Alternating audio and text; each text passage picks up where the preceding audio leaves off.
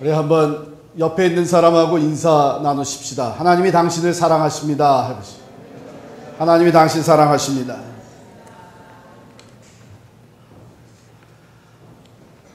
저 뒤에 잘 들리세요? 예. 우리 반주자 잘 들리면 한번 손 한번 들어보세요. 예, 감사합니다. 제가 지난번에 여기 와서 설교를 하는데 계단에 이렇게 서서 하니까 이게 조금 갇힌 것 같은 느낌이 들고, 그래서 오늘 여기서 설교를 하려고 그래요. 그래서 잘 들리니까 다행이에요. 오늘 우리 뉴저지의 필그림 교회에서는 장학금 수여식이 있었습니다. 매년 하는데요. 필그림 장학금 요번에 이제 28명이 오늘 받았어요. 그런데 신청서를 받아서 심사를 하잖아요. 심사할 때마다 참 안타깝습니다. 뭐냐면 우리가 정해진 금액을 가지고 장학금을 수여하다 보니까 또 어떤 사람들은 꼭 필요한데도 불구하고 그냥 리젝트를 해야 돼요. 또 어떤 분들을 보게 되면은 정말 좀 많이 더 장학금을 주고 싶은데 줄 수가 없어요. 리밋된 리소스 가지고서는 우리가 장학금을 수여하니까 참 안타까워요. 그러면서도 또 받아가시는 분들이 이렇게 또 고마워해요. 뭐냐면 이게 그랜트니까 그저 거저 드리는 거잖아요. 작은 액수라도 참 고마워하는데 또 우리 장학금을 주는 입장에서는 참 안타깝고 좀 더 많이 줄 수 있으면 얼마나 좋을까 그런 생각을 갖게 됩니다. 근데 이제 경기가 어려워지다 보니까 이 장학금 신청을 해도 경쟁이 이게 만만치가 않아요. 또 점점 그 애플리케이션을 쓸 때에 복잡해지고 있습니다. 요구하는 게 많아요. 뭐 영주권이 있느냐, 시민권을 가지고 있느냐, 뭐 GPA는 말할 것도 없고, 그리고 또 어떤 장학금들은 일정한 분야에 전공을 하는 사람들에게만 주어지고, 뭐 이런 다양한 조건들이 있어가지고 신청을 해도 내가 꼭 받으리라고 하는 보장이 없어요. 우리 인간들이 서로 베풀고 또 도움을 주는 것은 언제나 한계가 있습니다. 언제나 한계가 있어요. 우리가 더 하고 싶어도 우리 자신이 한계가 있고, 또 우리가 많은 사람들에게 베풀고 싶어도 우리 제한을 받고 있습니다. 그런데 오늘 본문에 보면 마지막 부분에 이런 말씀이 나와요. 그러므로 우리는 긍휼하심을 받고 때를 따라 돕는 은혜를 얻기 위하여 은혜의 보좌 앞에 담대히 나아갈 것이니라. 여기 또 하나의 은혜의 자리가 있는데, 여기 은혜의 보좌라고 하는 은혜의 자리는 하나님의 보좌입니다. 하나님의 은혜의 보좌는 풍성한 은혜가 준비되어 있습니다. 경쟁할 필요가 없습니다. 누구나 다 와서 은혜를 받을 수 있게 되어 있고, 그 은혜는 하나님이 한이 없이 우리에게 베풀어 주시는 은혜입니다. 모자람이 없습니다. 그 은혜의 보좌, 이 은혜의 보좌 앞으로 나아가는 것이 얼마나 기쁘고 흥분되는 일이었나 하면, 여러분 시편 84편에 보면 하나님의 성전을 향하여 부르는 노래가 하나 나오는데요. 제가 한번 그 부분을 읽어드리겠습니다. 만군의 여호와여, 주의 장막이 어찌 그리 사랑스러운지요. 주께 힘을 얻고 그 마음에 시온의 대로가 있는 자는 복이 있나이다. 하나님의 은혜의 보좌 앞에 나아갈 수 있는 시온의 대로, 길이 활짝 열려있는 사람은 복이 있나이다. 그들의 눈물 골짜기로 지나갈 때에 그곳에 많은 샘이 있을 것이며 이른 비가 복을 채워주나이다. 그들은 힘을 얻고 더 얻어 나아가 시온에서 하나님 앞에 각기 나타나리이다. 하나님의 은혜의 보좌는 하나님이 하나님의 백성들을 만나주시는 곳이었습니다. 전능하신 하나님께서 구원의 능력, 구원의 도움이 필요한 하나님의 백성들을 만나서 그들에게 구원을 베풀어 주셨고, 하늘과 땅의 모든 권세를 가지신 하나님이 하나님의 사람들을 만나서 그곳에서 그들에게 은혜를 베풀어 주시는 것이고, 전지하신 하나님께서 은혜 보좌 앞에 나오는 하나님의 사람들을 만나서 하나님의 지혜를 베푸시고, 만복의 근원이 되시는 하나님이 은혜를 사모하여 나오는 사람들에게 각양 좋은 은사와 축복을 베풀어 주시는 것이 하나님의 은혜의 보좌입니다. 때를 따라 돕는 은혜, 지금 이때에 내가 꼭 필요한 은혜와 도움을 우리가 받을 수 있는 것이 하나님의 은혜의 보좌입니다. 그리고 하나님의 은혜의 보좌 앞에 나아가는 것은 여러분 다른 조건은 하나도 없어요. 복잡한 애플리케이션 폼이 필요가 없습니다. 다른 조건은 하나도 없는데 한 가지 꼭 조건이 있습니다. 그것은 뭐냐 하면 하나님이 보시기에 의로운 자야 합니다. 죄가 없는 자야 합니다. 하나님은 거룩하신 하나님으로서 죄와 함께 거하실 수가 없습니다. 그러니까 죄가 없고 죄 사함 받고 의롭다함을 얻은 사람만이 하나님의 은혜 보좌 앞에 나아갈 수, 하나님의 임재 앞에 나아갈 수 있는 것입니다. 그런데 오늘 본문 말씀 바로 앞부분에 보면 4장 12절에 이렇게 기록이 되어 있어요. 하나님의 말씀은 살아있고 활력이 있어 좌우에 날선 어떤 검보다도 예리하여 혼과 영과 및 관절과 골수를 찔러 쪼개기까지 하여 또 마음의 생각과 뜻을 판단하나니 지으신 것이 하나도 그 앞에 나타나지 않음이 없고 우리의 결산을 받으시리에 눈앞에 만물이 벌거벗은 것 같이 드러나느니라.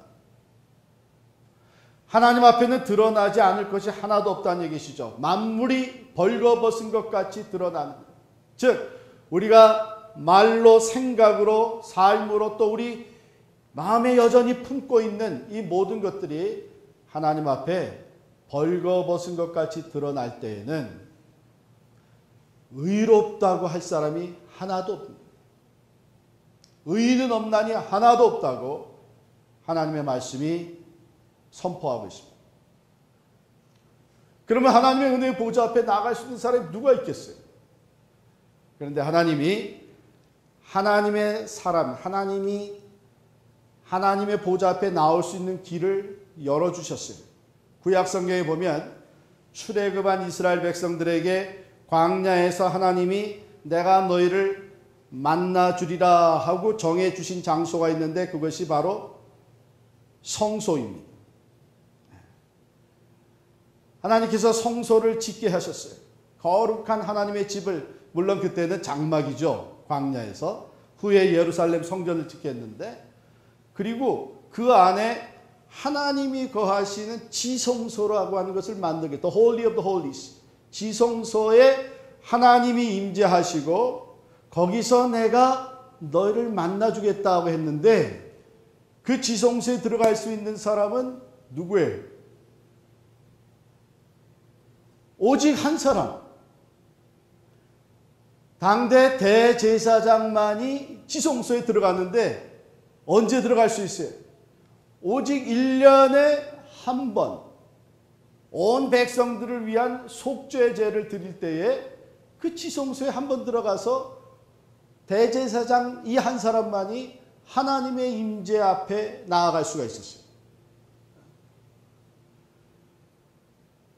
그런데 이 대제사장도 죄인이기 때문에 거기에 들어가기 전에는 스스로를 거룩하게 하는 정결식을 해야 됩니다. 그래서 하나님께서 정해주신 대로 정결하게 하고 들어가면 하나님이 의롭다고 받아주시는데 오직 대제사장 한 사람만이 하나님의 보좌 앞에 나아가서 하나님의 임재 앞에 나아갈 수 있게 됐어요. 그런데 오늘 본문에 보면 14절에 이런 말씀이 나옵니다. 그러므로 우리에게 큰 대제사장이 계시니. 큰 대제사장이 계시단 말이에요. 좀 말이 조금 문법적으로 안 맞는 것 같지 않아요? 대제사장 하면 벌써 그 대자가 큰 대자인데, 그럼 대제사장님이 됐지 뭘 또 큰 대제사장이라고 그러는가? 이거 그냥 강조하기 위해서 첨가한 말이 아니죠. 여러분, 그 인디안 마을에 가면은 제일 높은 사람이 누굽니까? 네? 추장이죠. 그러면 추장보다 더 높은 사람이 누구예요? 고추장이죠. 고추장보다 더 높은 사람? 초고추장이죠. 고추장보다 더 가장 높은 걸 뭐라 그래요? 태양표 초고추장이죠. 고추장은 그거예요, 사실은. 예? 그런데 오늘 이 말씀에 대제사장을 큰 대제사장이라고 한 것은 그냥 그 정도의 차이를 얘기하는 게 아닙니다. 큰 대제사장인 예수 그리스도는 역사 속에 있었던 많은 대제사장들하고 엄격한 차이가 있는 거예요. 수많은 대제사장들, 그들은 하나님께서 선택해서 대제사장이 됐지만 여전히 그들도 죄인이기 때문에 하나님의 보좌 앞에 나아갈 때는 거룩하게 스스로를 죄 씻는 거룩한 예식을 하고 나가야만 했습니다. 그러나 큰 대제사장인 예수 그리스도는 죄가 없으신 분, 하나님의 아들 예수 그리스도는 죄와 상관이 없으신 분이십니다. 대제사장은 1년에 한 번 하나님께 나아갈 수 있었습니다. 그러나 큰 대제사장인 예수 그리스도는 하나님의 아들로서 하나님과 함께 동고동락하며 언제든지 하나님과 함께 일하셨던 분이십니다. 대제사장은요, 이스라엘 백성들을 위해 대표해서 하나님 앞으로 나아갈 수 있었습니다. 그러나 큰 대제사장인 예수 그리스도는 이스라엘뿐만이 아니라 온 인류를 위해서 하나님 앞에 나아가서 중재 역할을 하신 분이십니다. 대제사장은 속죄제를 드리되 1년에 한 번 모든 백성들을 위해서 속죄제를 드리며 지성소에 들어갔지만 그 다음 해가 되면 또다시 속죄제를 드려요. 또다시 백성들은 죄를 짓게 되면 제물을 가지고 와서 하나님 앞에 제사를 드리면서 죄 사함을 받아야 했습니다. 그러나 예수 그리스도, 큰 대제사장인 예수 그리스도는 자기 자신을 단번에 속죄 제물로 드려서 모든 죄를 사하시며 다시는 이런 제물을 드릴 필요가 없는 큰 대제사장의 역할을 감당하시고, 그래서 오늘 본문 말씀은 우리에게 이 큰 대제사장이 계시다. 그 대제사장을 믿는 믿음의 도리를 우리가 굳게 잡을지어다. 이 예수 그리스도께서 우리의 모든 죄를 짊어지시고 십자가에 달려 돌아가시고 마지막에 그가 십자가상에서 다 이루었다 선포하시면서 숨을 거두실 때에 성전 지성소를 가리고 있던 휘장이 위에서부터 아래로 갈라졌습니다. 전에는 대제사장이 1년에 한 번 혼자 들어갈 수 있었던 그곳 지성소 안으로 이제는 누구든지 그 예수 그리스도의 십자가의 보혈을 믿고 의지하는 자는 하나님의 은혜의 보좌 앞으로 나아갈 수 있는 길이 활짝 열리게 됩니다. 우리가 죄인이고 죄로 말미암아 죽을 수밖에 없는 하나님과 원수되었던 사람들이지만은 예수 그리스도께서 큰 대제사장의 역할을 감당하심으로 말미암아 우리는 언제든지 이제 예수 그리스도의 보혈을 의지해서 하나님의 은혜의 보좌 앞에 나아갈 수 있는 길이 열리게 된 것입니다. 그러기에 오늘 우리 본문 말씀은 이렇게 말씀하십니다. 우리에게 있는 대제사장은 우리의 연약함을 동정하지 못하시리가 아니요 모든 일에 우리와 똑같이 시험을 받으시니로되 죄는 없으시니라. 여러분과 제가 구원을 받고 내가 하나님의 자녀가 됐다고 하는 확신을 가지고 살면서도 하나님 앞에 나올 때 때로 우리의 마음에는 주저함이 있습니다. 내가 다시 죄를 짓고 유혹에 넘어진, 시험에 빠진, 하나님의 말씀에 불순종한, 내가 감히 하나님의 보좌 앞에 나아갈 수 있을까? 하나님이 나 같은 것에 기도도 응답해 주실까 하는 주저함이 생길 수가 있습니다. 그런데 오늘 본문 말씀은 우리에게 있는 그 대제사장은 우리의 연약함을 불쌍히 여기시는 분이시다. 모든 일에 우리와 똑같이 시험을 받으신 이로써 우리가 당하는 시험과 유혹을 그가 다 아시고 불쌍히 여기시는 분이시다. 정죄하고 심판하는 분이 아니시라 우리의 연약함을 불쌍히 여기신다.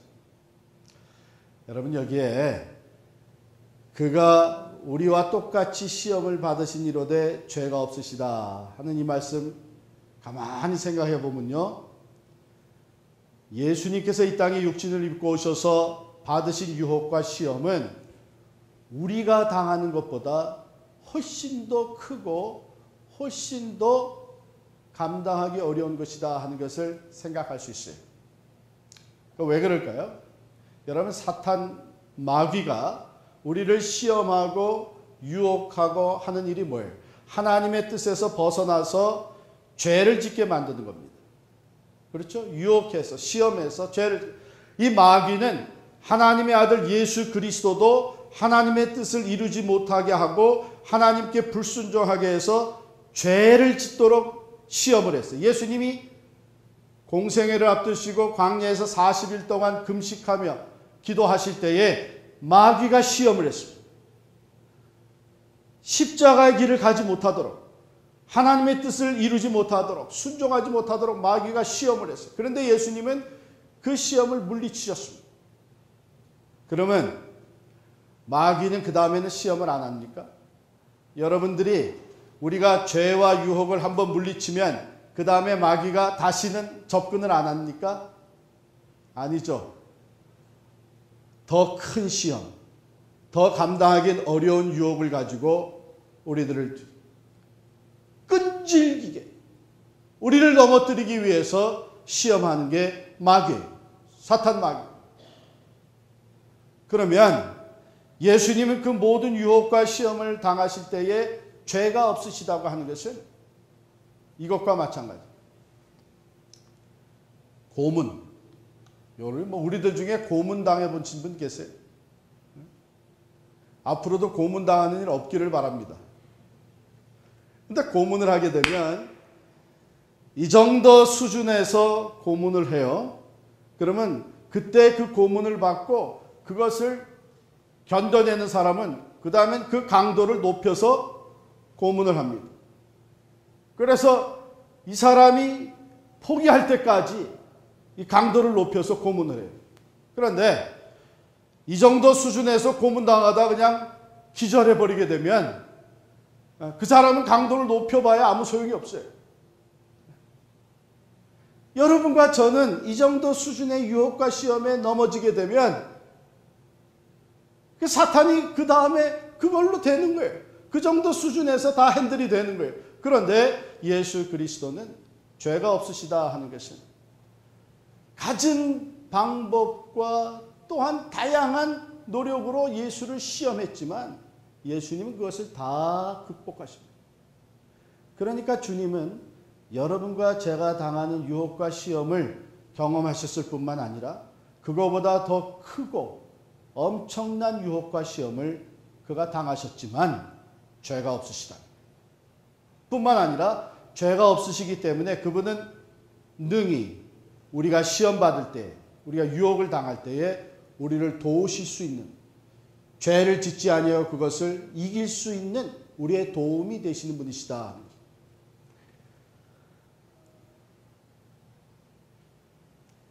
그 주님께서 우리에게 길을 열어주셨는데 하나님의 은혜의 보좌 앞으로 나아갈 수 있는 길을 우리 앞에 열어주셨습니다. 그는 우리의 연약함을 아십니다. 우리가 다시 유혹에 넘어진 것을 보실 때에 우리를 불쌍히 여기시는 분이십니다. 이미 그것을 경험하시고 그것을 이기신 분이시기 때문에 우리의 연약함을 불쌍히 여기실 수 있는 분이십니다. 우리가 다시 시험에 빠지고 죄를 짓 때 우리 주님께서는 그렇지. 내가 너 혼자 서는 것을 감당하기가 어렵지. 우리의 연약함을 아시기 때문에 우리를 불쌍히 여기십니다. 어느 학교 클래스에서 9살 난 데이빗이 클래스 시간에 그만 실수를 했어요. 그만 실수를 해가지고 아랫도리가 젖어버린 거예요.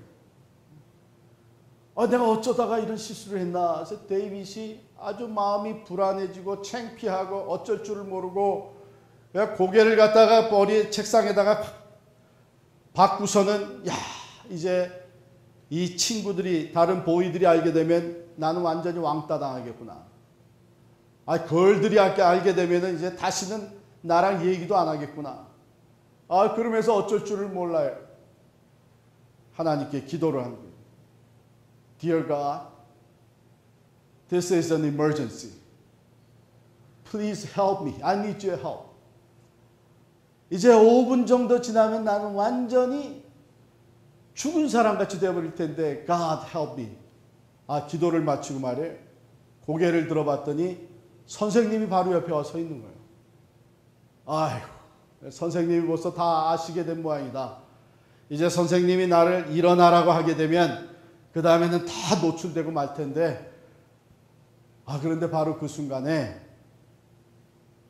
친구 존이 뭘 하려고 그랬는지 몰라도 클래스룸에 있었던 어항, 물이 잔뜩 들은 어항을 들고 옆에 지나가다가 그만 트립오버 돼가지고 그 어항물을 데이빗의 옷에 다 쏟아버린 거예요. 그러니 데이빗이 프리텐드 하기를 화가 난 것처럼 프리텐드 하면서 What's going on, John? Why are you doing this to me? 그렇지만 속으로는 Thank you, Jesus. Thank you, Jesus. 상황이 완전히 바뀌었어요. 선생님이 이 데이빗을 데리고서는 체육실로 데리고 가서는 옷을 벗기고 이 체육복 짧은 바지로 갈아입고 너 이거 다 마를 때까지 이거 입고 있어. 어쩌다가 이렇게 됐니? 참. 그러고서는 이 데이빗이 동정을 사기 시작을 했던 거예요. 그 대신 존이 모든 블레임을 받게 된 거예요. 존 너는 뭐 해가지고서는 데이빗이 저게 무슨 꼴이냐? 클래스룸에서는 이 보이즈 앤 걸즈들이 전부 다 무릎을 꿇고서는 그것을 닦아주고 책상을 닦아주고 시간이 지날수록 데이빗에게는 동정심이 더해지고 존한테는 비난이 더해지는 거예요. 이제 학교가 다 끝나고 스쿨버스를 기다리는데 거기에도 다른 친구들이 와가지고서는 데이빗한테는 동정을 표하면서 존한테는 아주 dirty look을 주는 거예요. 그래서 데이빗이 존한테 말을 건넸어요. 너 일부러 그랬지? 그랬더니 존이 나도 그렇게 실수한 적이 있거든. 여러분, 예수 그리스도께서 우리의 유혹, 우리가 당하는 유혹과 시험을 이 땅에 오셔서 다 경험하셨기 때문에 우리를 불쌍히 여기실 뿐만 아니라 그분은 죄가 없으시기 때문에 우리로 하여금 그 유혹과 시험을 능히 이길 수 있도록 도와주시는 분이신 줄을 믿으시기를 바랍니다. 이 믿는 도리를 가지고 오늘 말씀 우리에게 권고합니다. 그러므로 우리는 긍휼하심을 받고 때를 따라 돕는 은혜를 얻기 위하여 은혜 보좌 앞에 담대히 나아갈 것이니라. 전에는 대제사장이 1년에 한 번 들어갈 수 있었던 그 은혜 보좌 앞에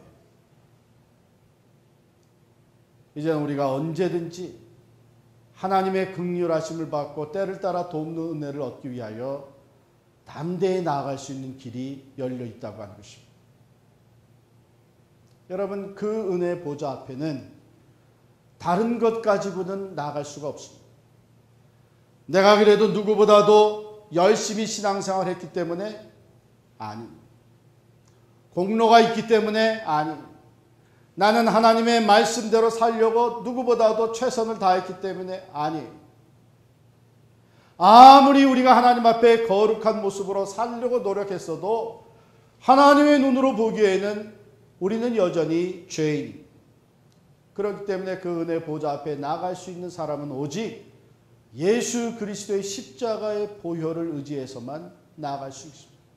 예수 그리스도의 십자가의 보혈로 우리의 죄가 다시 씻음을 받고 의롭다함을 얻은 사람만이 하나님 앞에, 은혜 보좌 앞에 나아갈 수 있는 것입니다. 하나님은 우리에게 베푸실 돕는 은혜를 예배해 놓으시고 예수 그리스도의 보혈을 의지해서 우리가 은혜 보좌 앞에 나오기를 기다리고 계십니다.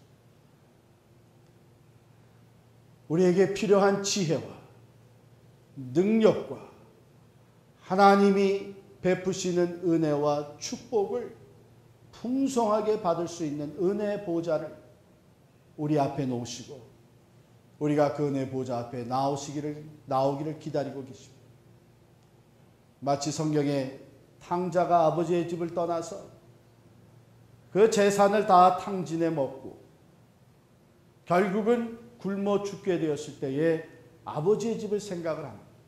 내 아버지의 집에는 먹을 양식이 얼마나 많은가, 또 일하는 종들이 얼마나 많은가, 나는 여기서 죽게 되었구나.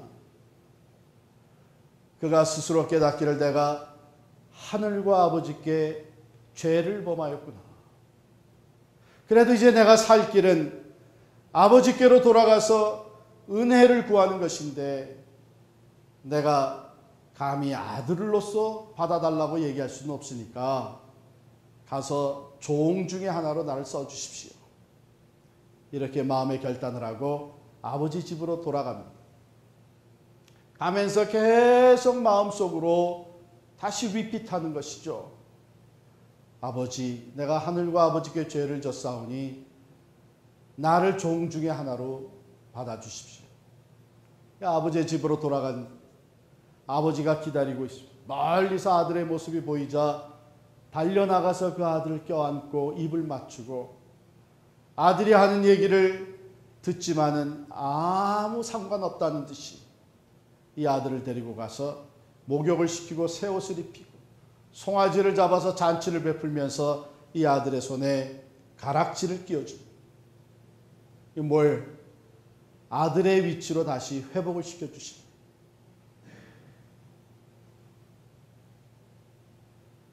탕자는 자기가 진 죄가 있기 때문에 내 이 죄 대가로 말미암아 나는 감히 아버지의 아들이라고 더 이상 불림을 받을 수 없다고 하는 그 죄책감을 가지고 아버지께 돌아갔지만 하나님은 아버지는 풍성한 은혜로 이 아들을 받아주시고 아들의 위치로 회복시켜 잃어버렸던 모든 것을 다시 회복하게 시켜주신 은혜를 베풀어 주십니다. 사랑하는 성도 여러분, 하나님께서는 때를 따라 돕는 은혜를 우리에게 주시기를 원하십니다. 여러분 지금 어떤 은혜가 필요하세요? 어떤 하나님의 도우심이 필요합니까? 세상이 주지 못하는 위로가 필요하십니까? 채워지지 않는 사랑이 필요하십니까? 경제적인 문제, 육체적인 문제, 또한 내 일을 감당할 수 있는 지혜와 능력이 필요하십니다. 하나님의 은혜의 보좌에는 우리가 상상할 수 없는 풍성한 하나님의 은혜가 준비되어 있습니다. 오늘 말씀 우리가 담대하게 그 은혜의 보좌 앞에 나아갈 것을 권하고 있습니다. 무슨 자격으로 나아가시겠습니까? 우리 스스로는 의롭지가 못합니다. 그렇기 때문에 우리가 하나님의 은혜 보좌 앞에 나아갈 수 있는 유일한 길은 오직 예수 그리스도의 십자가의 보혈, 그 보혈을 통해서만 우리가 다시 의롭다함을 얻게 되고 죄사함을 받게 되고 하나님 앞에 나아갈 수 있는 은혜를 입게 되는 것입니다. 우리 잘 아는 찬송 아니에요? 보혈을 지나 하나님 품으로, 보혈을 지나 아버지 품으로. 우리 함께 불러보겠습니다. 보혈을 지나 하나님 품으로, 보혈을 지나 아버지 품으로, 보혈을 지나 하나님 품으로 한 걸음씩 나가네. 존귀한 주 보혈이 내 영을 새롭게 하시네. 존귀한 주 보혈이 내 영을 새롭게 하네. 보혈을 지나 하나님 품으로, 보혈을 지나 아버지 품으로, 보혈을 지나 하나님 품으로 한 걸음씩 나가네. 그렇습니다. 우리 예수 그리스도의 십자가의 보혈을 의지하여 우리는 담대하게 하나님의 은혜의 보좌 앞으로 나아갈 수 있습니다.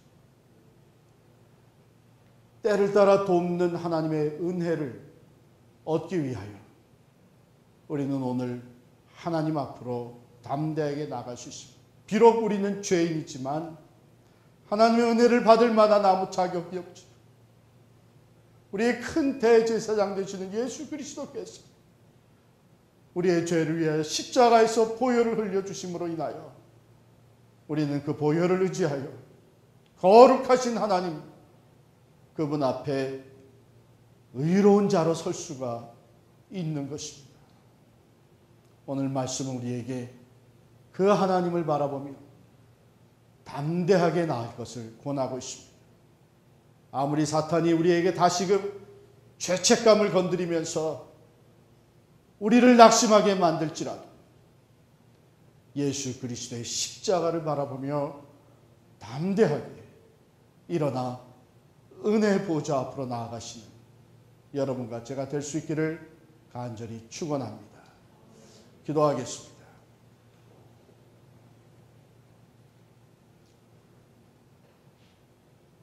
하나님 아버지, 감사합니다.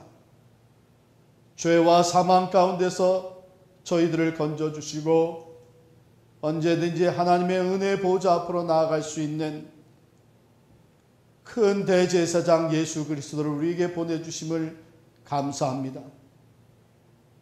하나님, 오늘도 우리들 비록 죄인이고 유혹과 시험에 빠져 하나님의 마음을 아프게 한 부족한 자들이지만 우리 주님의 십자가의 보혈을 의지하여 하나님의 은혜 보좌 앞으로 나아갑니다.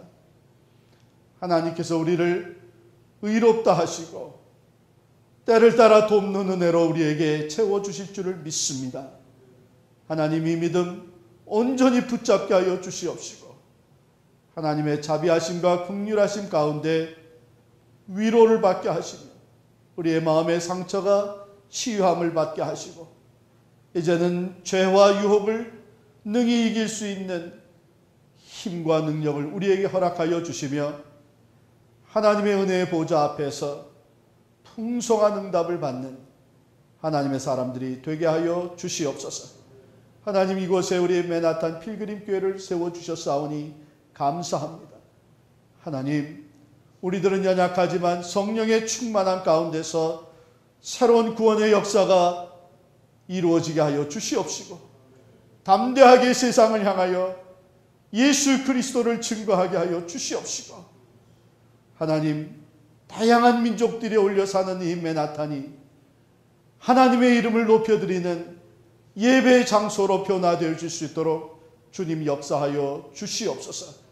하나님, 맨하탄 필그림 교회를 축복하여 주시고, 이 제단을 눈물로 지켜온 하나님의 사람들을 위로하여 주시옵시고, 다시금 우리가 믿음과 사랑 안에 하나가 되어서 하나님의 은혜의 보좌 앞에 나아갈 뿐만 아니라 무사람들을 하나님 앞으로 인도할 수 있는 축복의 통로가 되게 하여 주시옵소서.